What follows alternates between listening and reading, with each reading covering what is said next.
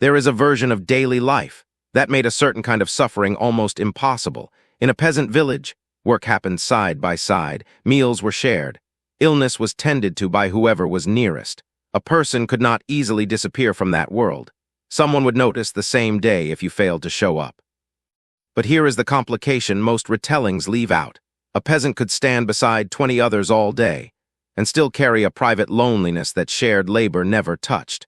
Shared work protected against one kind of danger almost completely, and did remarkably little for the other. That distinction, isolation versus loneliness, is exactly what modern researchers have now measured directly in retirees, with real numbers attached to each one separately, and it changes which fix actually works for which problem. Most people treat these as the same issue. The data says they are not. The cost of objective isolation. Here is the first side of this. The one modern life has genuinely stripped away. That peasant life prevented almost entirely by accident. Objective isolation. This is not a feeling, and that distinction matters enormously for what follows. It is a measurable, external state, few social contacts, infrequent interaction, a small or non-existent circle of people who would actually notice your absence within a day or two.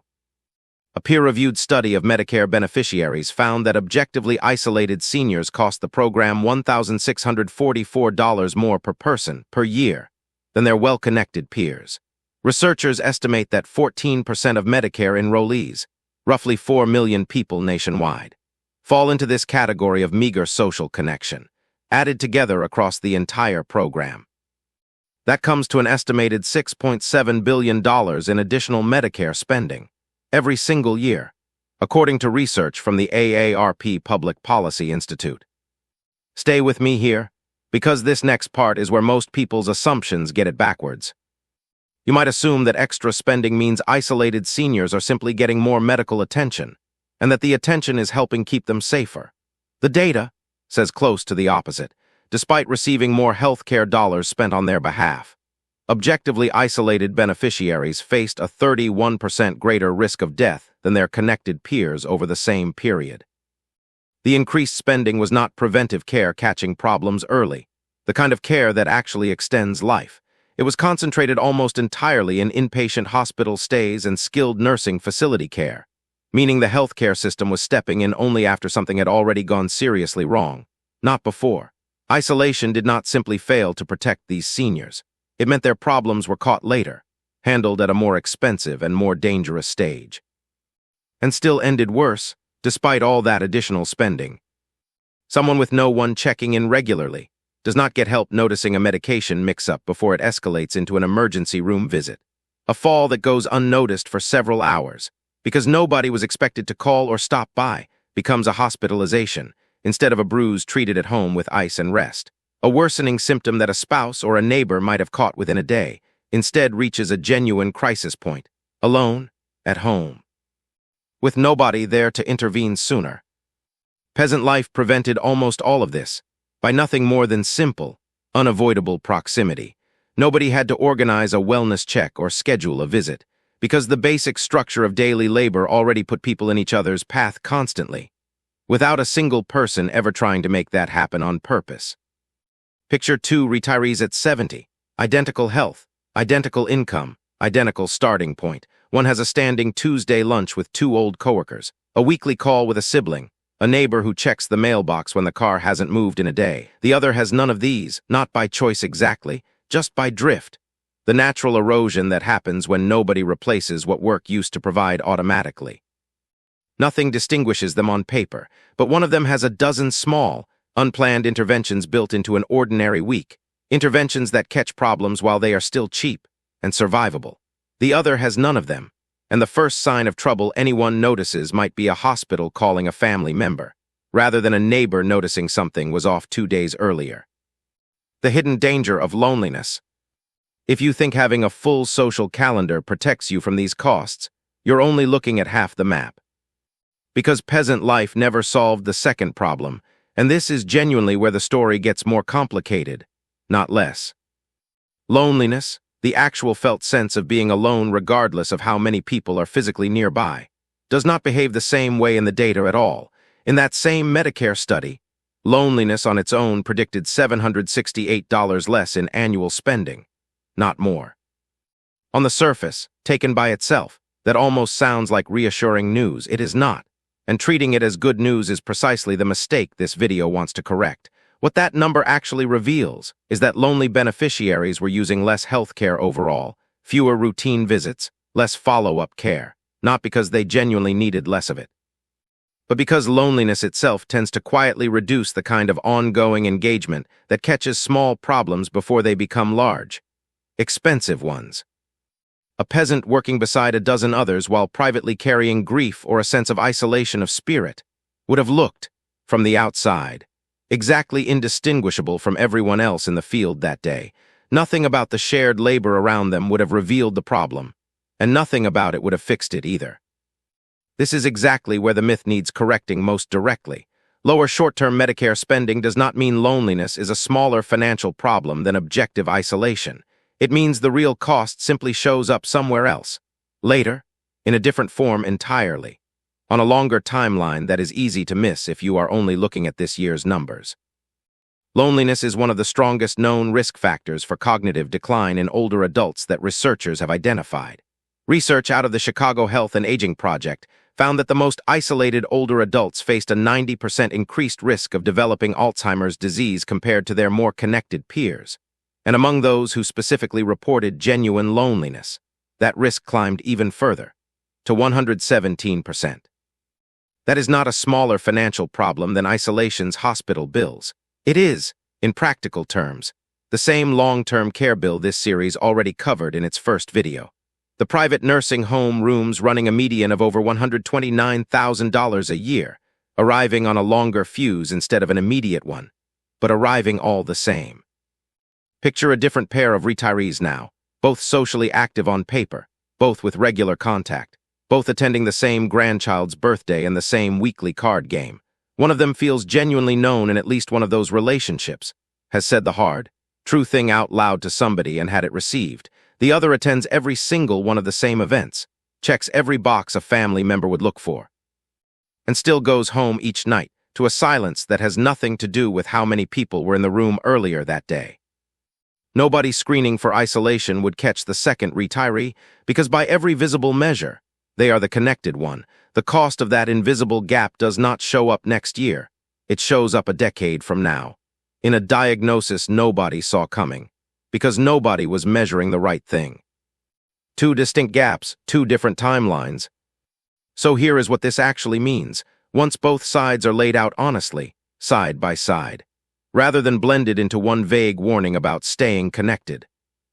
Isolation and loneliness are not the same problem wearing two different names. They are two entirely different structural gaps, and they show up in completely different financial timelines. With objective isolation, the gap is purely structural and external. It is a literal lack of human contact. Because of that, the financial hit is immediate, showing up almost right away as emergency hospitalizations and acute medical bills.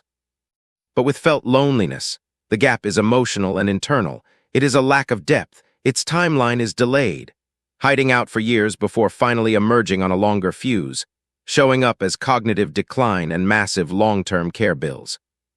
Treating them as interchangeable means you risk fixing the wrong one entirely, while the real threat keeps building quietly underneath, invisible on any chart your doctor or financial advisor would think to check. A retirement plan that accounts for medical inflation and long-term care premiums, but never once asks which of these two gaps you're actually carrying, is missing a variable that the data says matters as much as either one. The prescription for isolation. If you are objectively isolated, meaning few real contacts and infrequent interaction, regardless of how you happen to feel about your day-to-day life, the fix genuinely has to be structural. The same prescription peasant life delivered automatically and without effort through shared daily labor. You need a standing weekly commitment, a recurring reason to be physically present with other people, on a fixed schedule, specific enough that someone would actually notice if you disappeared from it for more than a week. This is what protects against the near-term risk, the hospitalizations and the institutionalizations sitting inside that $6.7 billion number. I know these numbers sound like government statistics, but for an individual retiree, this is the difference between a bruise and a month-long hospital stay. The ones happening this year and next year, not decades from now. The specific form matters less than the structure itself. A volunteer shift, a standing card game, a part-time role somewhere, a class you attend in person rather than online. What matters is that it repeats, on a schedule, with people who would ask where you were. The prescription for loneliness. But if you already have plenty of contact in your life and still feel genuinely alone, surrounded by people yet undiagnosed by any of the usual outward markers anyone would notice, the fix is meaningfully different, and it is not solved by adding more people to your calendar. It is about depth of connection, not frequency of contact.